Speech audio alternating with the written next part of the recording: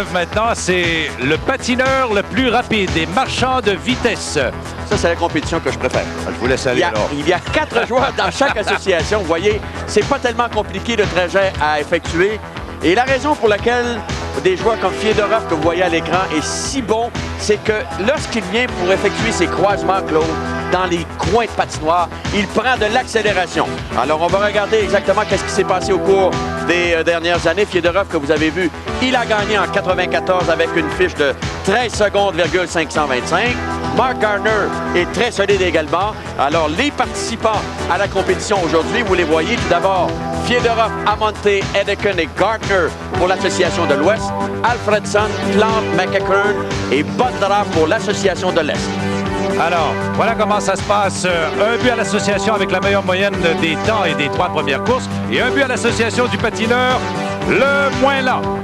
Le plus rapide. Alors, on verra Daniel Alfredson contre Sergei Fiedorov.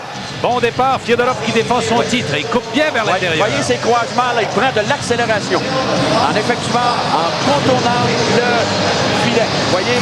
Et là, il a pris une très, très bonne avance sur Alfredson. Oh, et là, il a...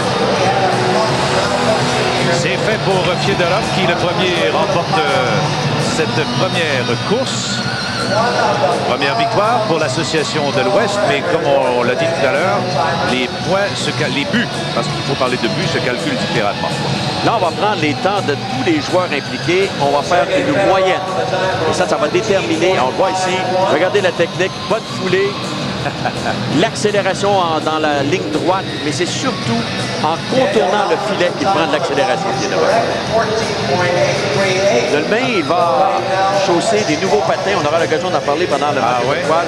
Ça fait beaucoup jaser ici dans la région de Boston. Un nouveau concept de patin.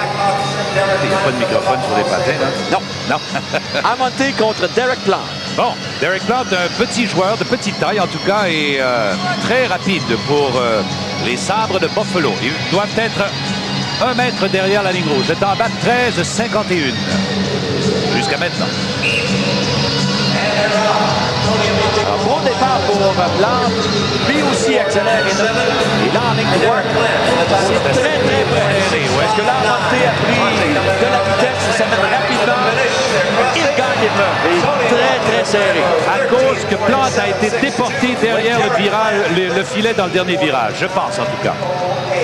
Ce sera serré. Encore Tony Amonte qui gagne. Alors on avait victoire de Fiedorov. Amonte maintenant, vous le voyez ici, c'est là qu'il a pris vraiment l'avance pour coiffer au fil Derek Plante. Et là, si vous entendez des murmures dans la foule, c'est qu'on se prépare à assister à la course entre Ben Edeken de Vancouver et Sean McEachern des Bruins de Boston. Précédemment a réussi 13,626, 13 secondes et 626 millièmes. Edeken, 13,477. Ça, c'est aux qualifications de chacune des équipes. Le temps à battre, rappelons-le, 13,510 jusqu'à maintenant. Toujours le temps à battre est de 13,51.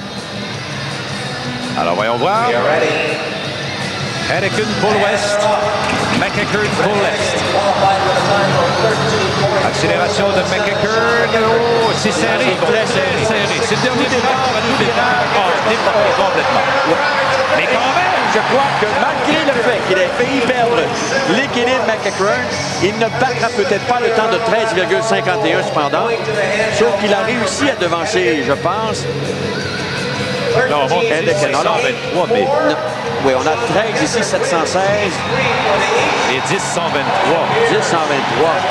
J'en doute. J'en doute, moi aussi. Fiedorov n'en croit pas ses yeux. Oui. Mais c'est bien McEachern qui est premier à franchir le fil d'arrivée. En le regardant, je pourrais comprendre, par exemple, essoufflé. Alors, vous voyez ici, au moment où il va perdre un peu l'équilibre, regardez. Complètement déporté vers l'arrière. Il avait déplacé son corps un peu trop bas du côté gauche, Claude. C'est la raison pour laquelle il a failli perdre l'équilibre. Mais néanmoins, en ligne droite, il a réussi quand même à devancer Edeken. Encore, toujours Fiedorov, le temps à battre 13,51. On verra Mike Gardner contre Peter Bondra. Ça, c'est intéressant. Gardner a réussi le meilleur temps des qualifications au cours de la saison, 13,375. Et Bondra, c'est très serré. Oh! Alors, c'est Mark Gardner qui l'emporte. 13,386 contre 13,565 pour Mark Gardner. Vous voyez à l'écran. Alors, l'Ouest qui prend les devants là-dessus, là. Oui. Oh, que c'est serré. Alors, sans compter les moyennes, 3 contre 1, on peut donner un but déjà, tout de suite à l'association de l'Ouest. Tout à fait. Alors, pour ceux qui se demandent pourquoi on ne voit pas un joueur comme Paul Coffey dans ce genre de compétition, Claude, c'est tout simplement qu'on a besoin d'une bonne force d'accélération lorsqu'on contourne le filet.